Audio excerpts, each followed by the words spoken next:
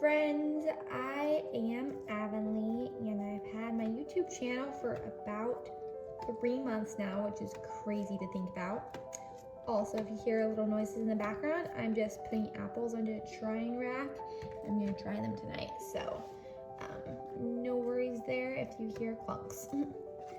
Anyway, I kind of just wanted to do a meditative YouTube video just about my art journey on social media and why I chose that and kind of what I'm gonna keep on doing. Am I gonna keep on doing it? Am I gonna do something else? So in answer to those, I am going to keep doing it because I believe something called consistency, and I set out to do this, and my husband was like, you should make a goal, and I was like, I don't like goals.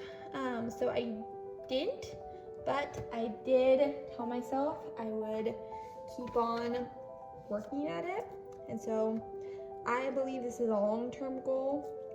So I'm gonna keep plugging away video after video, week by week, in hopes that some people will come to enjoy this channel and like it for what it is. I am doing it because I was looking for YouTube videos about art that I also shared about Jesus or just some Christian artists that you could be encouraged by, and I didn't find any. I actually found one later on down the road after I started my YouTube journey that I really loved, but she doesn't put content out all the time, and so I just think it's important to be able to share that I am a Christian artist, and that I love to make things, and that God was the original creator, and I want to be like him in that and share God's love even through my art, even though it may not look spiritual. I still want it to reflect him, and so I do art that's pure and lovely and admirable, things that Paul talks about that we want to show ourselves as doing, so that people don't get us confused with non-believers and that they see something different in us. And so I don't like doing anything dark, but I want to share the light of Christ with everyone through my art. So I'm going to share a little bit about the conscious state of mind. It's interesting because I've been reading a ton of books on multitasking and how hard it actually is for your brain to do something well if you're multitasking. And I realized as I'm preaching on this that I am multitasking myself by talking and doing apples, and I've noticed in my replays of this audio that I have been a lot slower in my speech because I'm doing two things at once.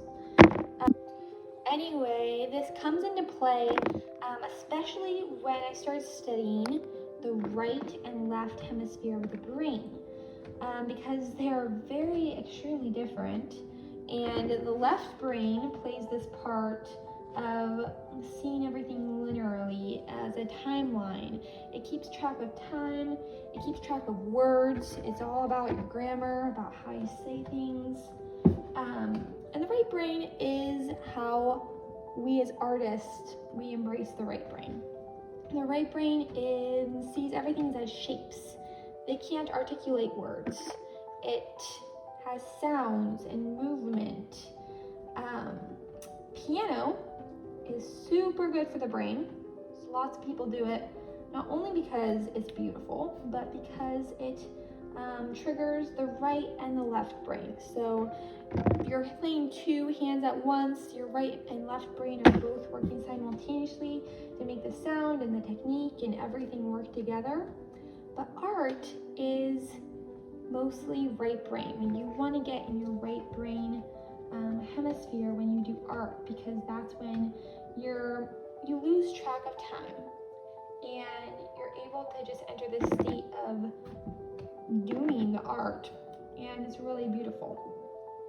And oftentimes I've heard is recommended at my art school, and I would do it and it really helped, was to not play music with words.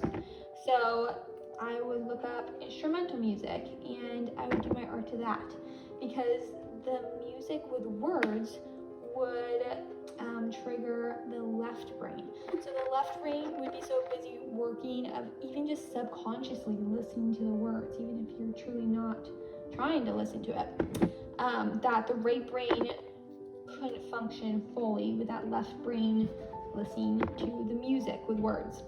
And so I started listening to music without words, instrumental music, and it really put me in the state of just being with my pinky and losing track of time, which is essentially what I wanted, being in the right brain.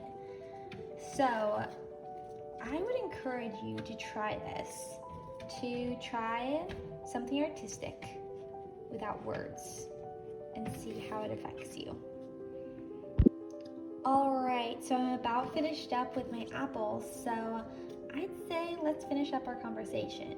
I hope this helped you in your ways of thinking about the brain, and even just being conscious of where your energy is going. Is it all going from the left side or the right side of the brain, and why? Depending on what you're doing. And I've always been fascinated by the brain and how it works. I would have everyone in my school, in my Bible college, take the personality test. It's called 16personalities.com, and I am actually the artist personality type. I'm an INFP, and these personality are often writers and artists, so it actually works. I'm a mediator, so I like to mediate between things and not pick sides, which is hard to do, especially when sometimes I've had two friends who have had differing opinions and I don't know which one to side with because I can see both their points. So anyway, it's just super interesting to see what other people think about, and if you are interested in personality types, I would encourage you to check it out too. Anyway, that was a little bit of a rabbit spin, or however you say that phrase.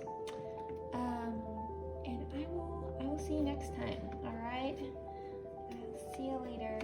Have a good day. Bye.